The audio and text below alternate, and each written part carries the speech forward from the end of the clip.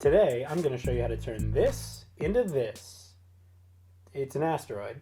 You know, like from the video game with the triangle, spins around and then you die. Just roll the clip. For this build, you'll need giant sheet of polystyrene, foam core, spray paint, acrylic paint, hot glue, a respirator mask, goggles, laser pens, or a box cutter. Normally you're not supposed to spray paint foam because aerosol will just dissolve it, but that's actually the look I'm going for, so that kind of determined the type of foam that I chose. You know, that pitted, pockmarked asteroid look? I started with spray foam because I had a ton of it, but spray foam actually doesn't dissolve, maybe because it uses aerosol as a propellant. Then I tried packaging foam, which should have worked. I have no idea why it didn't, but it didn't. So finally I settled on EPS instead because I know it'll dissolve. I cut 4 pieces of EPS, one used for a small asteroid, and 3 that I'm gonna stack and glue together to use as a large asteroid. That one was kind of an experiment because I wasn't sure if this stacking technique would actually work. I glued the 3 larger pieces together for the big asteroid, and then I began to sculpt both of them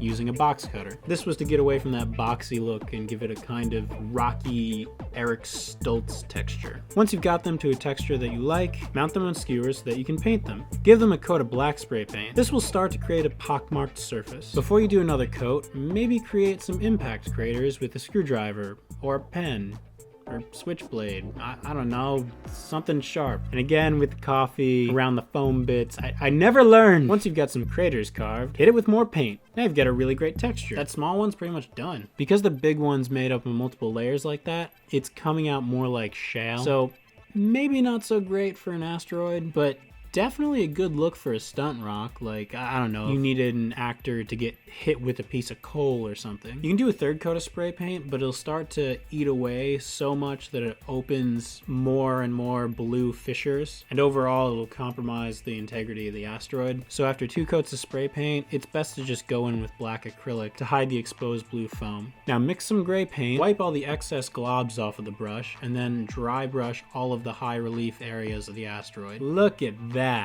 It's perfect. Now to put it in space. I skewered it with a paper clip, painted a piece of foam core green, stuck one end of the skewer into the foam core, and lit it for a picture. Here's me getting the shot. And here's the finished product. And that's how you make an asteroid.